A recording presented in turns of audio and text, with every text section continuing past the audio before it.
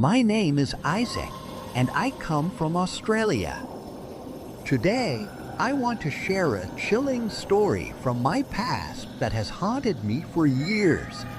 This story is not just about a scary encounter, it's about the consequences of reckless decisions and how a single moment can change everything. When I was in my early teens, I had a friend named Jake who came over for a sleepover during the school holidays. It was a time filled with carefree fun and a spirit of adventure. One night, we decided to engage in a game that many kids our age love to play, ding-dong ditching. For those who might not know, this game involves sneaking up to someone's house, ringing their doorbell, and then running away quickly before the person can catch you. It was harmless fun, or so we thought, and it was a way to get our adrenaline pumping. After running around the neighborhood and successfully ringing a few doorbells without getting caught, we stumbled upon an old, shabby-looking house situated at the top of a small hill. The house looked like it had seen better days. Its paint was peeling, and the yard was overgrown with weeds. In front of the house was a gray patrol SUV, which made the place feel even more eerie. Despite my unease, it was my turn to go, so I took a deep breath and walked up the driveway, feeling a mix of excitement and dread. As I approached the house, I noticed that there were a lot of bushes surrounding it, which made it hard to see the front door. I searched carefully, trying to locate the entrance. As I moved in front of the car, I realized I had stumbled upon a side gate that was slightly ajar. My curiosity got the better of me, but I wasn't a bad kid, so I decided not to enter. Just as I turned around to head back down the driveway, something unexpected happened. A red, old sporty car suddenly pulled up and drove into the driveway. My heart raced as I saw the driver, a young man who looked to be in his 20s. In the passenger seat was a girl who appeared to be about the same age. As soon as the car came to a stop, the driver jumped out and strode toward me. His expression was angry, and I felt a rush of fear wash over me. What was I going to say? I quickly glanced around for Jake, hoping he would come to my rescue, but he was nowhere to be seen. I was alone and scared. The driver marched up to me and started demanding to know what I was doing there. He was yelling, and my heart sank as I feared he might hurt me. I managed to stammer out an explanation about what we were doing, insisting that we meant no harm. After what felt like an eternity of him glaring at me, he finally let me off with a warning. "Get lost," he said, and I didn't need to be told twice. I quickly walked back down the driveway, my heart still racing. But that wasn't the end of my story. About a week later, I was out riding my bike near a park when I spotted that same red car again. It was parked nearby, and I could feel a knot forming in my stomach. I tried to act cool, riding right past it, but I could see that the driver recognized me. Panic surged through me, and I pedaled away as fast as I could. But to my horror, the car began to chase me. I raced down the street, my mind racing with fear. I reached the end of the road and took a path that led around a big loop surrounding the lake. I thought if I could just make it around the lake, I could lose them. As I pedaled furiously, I glanced back and saw the red car still behind me. It was relentless. As I rode around the loop, I looked across the lake and saw the car waiting for me at the exit. They were blocking my escape. My heart dropped, and I started to panic even more. I quickly scanned the area and noticed some bushes nearby. To my relief, I spotted a narrow path that looked like it had been made by other bike riders. Without thinking twice, I took the path, praying it would lead me to safety. I pedaled hard, the adrenaline pumping through my veins. I could hear the sound of my own breath and the rush of the wind as I navigated the winding path. I finally found my way home and burst through the front door, breathing heavily. I didn't tell my parents what had happened, thinking it would only worry them. I convinced myself I was safe now. Later that evening, however, everything took a terrifying turn. I was sitting in my room, playing video games and trying to forget about the day's events, when I suddenly heard the loud rumble of a car engine pulling into our driveway. My heart dropped again. I quickly ran to the front door and peered through the front gate. To my horror, I saw the same driver get out of the car. He was not alone this time. Another man, who looked just as menacing, got out too. Panic set in, and I shouted to my parents to come out. When they saw the two men, my mom immediately dialed the police. We had a gate in front of our house, and I could see the two men approaching it, looking around as if they were trying to figure out how to get in. My heart raced as I watched one of the men pull out a metal pipe. He swung it at the gate with all his strength, making loud crashing noises that echoed through the quiet evening air. I screamed and rushed to lock the door, my hands trembling. The banging on the gate continued, and my parents hurried to make sure everything was secure. After what felt like an eternity, the loud banging suddenly stopped, and we heard the gate fly open. My stomach dropped as I realized that the only thing left for them to break before getting into our home was the old wooden door, which I knew could easily be kicked in. Just then, I heard the distant sound of police sirens and voices yelling outside. My heart felt like it was about to explode. I stood frozen, clutching the doorknob, terrified of what might happen next. The loud commotion continued outside, and I held my breath, praying that the police would arrive in time. Finally, everything went quiet. After a few moments that felt like hours, my parents slowly opened the front door to check what was happening. We stepped outside cautiously, and to our relief, we saw the two men being arrested by the police. They were handcuffed and taken away, but the look one of them gave me as they were led to the patrol car sent chills down my spine. After everything settled down, we learned that the men had been on drugs. The driver was armed with a gun and had been planning to kill me. I couldn't believe what I was hearing. The thought that my innocent game of ding-dong ditching had led to such a dangerous situation made me feel sick. From that day forward, I vowed never to play that game again. This entire experience left me with a deep sense of fear and trauma. I often reflected on that night, wishing I could go back and change my actions.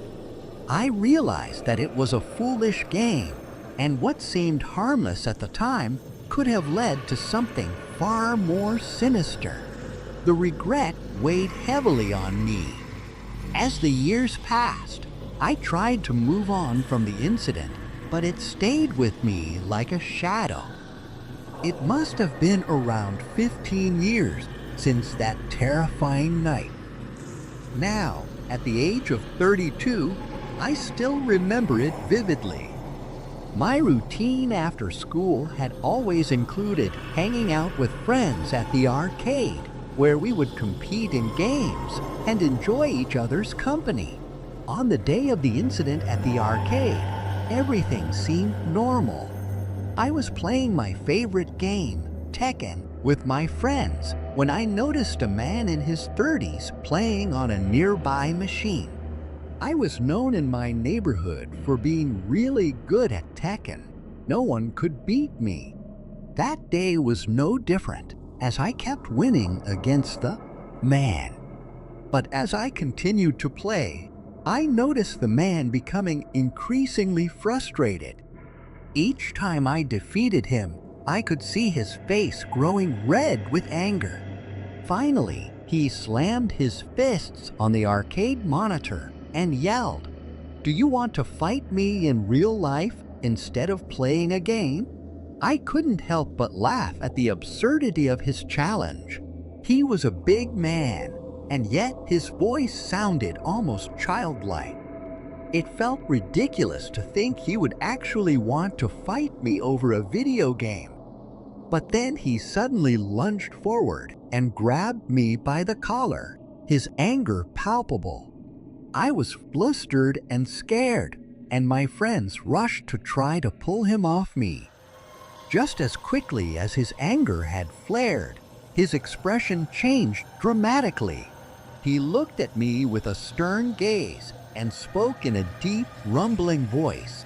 "Are you the one who made Max mad?" Confusion washed over me, and I swallowed hard, sensing something was off. My instincts told me that this man was not mentally stable, and I felt a gut-wrenching fear. I quickly apologized, hoping to defuse the situation. To my surprise, his demeanor shifted once more. His anger faded, and he let go of my collar. "I'm sorry," he said, his tone now gentler. "My friends are too hot-tempered. I'll stop them, so please go." But as he spoke, I could see that he was still muttering to himself, his voice shifting unpredictably between anger and calm. He continued, "I'm angry." "Don't be angry. I'm going to kill that guy." "No, please don't do that." "Let's kill him." "No, just hit him a few times." "Should I hit him?" "No, you stay still." It was as if he was having a conversation with himself, and I felt a chill run down my spine. My friends and I exchanged worried glances, unsure of how to handle this volatile situation. In that moment, I realized the importance of being aware of our surroundings and the potential dangers that can arise from seemingly innocent activities. It was a stark reminder that we never know who we might encounter or how our actions can affect others. Eventually, the arcade staff intervened and asked the man to leave, which he reluctantly did. After that incident, I made it a point to be more cautious, both in my interactions with others and in my choices. I couldn't shake the feeling of unease that lingered after that day. Reflecting on these experiences, I now understand how quickly things can escalate and how important it is to make wise decisions. My teenage years were filled with reckless choices, and I learned valuable lessons the hard way. The thrill of ding-dong ditching and the competition at the arcade seemed innocent enough at the time, but they taught me to be mindful of the consequences of my actions. Looking back, I wish I could tell my younger self to be more careful and to consider the potential dangers in every situation. Life is unpredictable, and the choices we make can lead us down paths we never anticipated. My encounters with the man in the red car and the angry gamer serve as reminders that danger can lurk in unexpected places. Now, Whenever I hear laughter echoing in the distance or see a red car on the street, I can't help but feel a knot in my stomach. Those experiences have left a mark on me, and I carry the lessons learned with me. I hope my story serves as a warning to others. Sometimes what seems like innocent fun can turn into something much scarier. I felt a chill run down my spine as I stood in the arcade, watching the scene unfold before me. I was about to leave when suddenly a man shouted, "Where are you going, you punk? Max keeps crying because of you. Let's play another round of Tekken." I turned around in surprise. The man was charging toward me, tears streaming down his face. I felt my heart race. I didn't know why he was so upset, but his anger scared me. Without thinking, I screamed. Just as I did, the man lunged at me and swung his fist. I barely managed to dodge it, feeling the rush of air as his fist passed by my face. But he didn't stop there. He kept coming at me. I could see my friends rush over, their faces a mix of confusion and worry. They began to fight back against the man, trying to pull him away from me. I could hear someone in the background yelling for the police. My mind was racing. I should have run away, but I was too young to think clearly.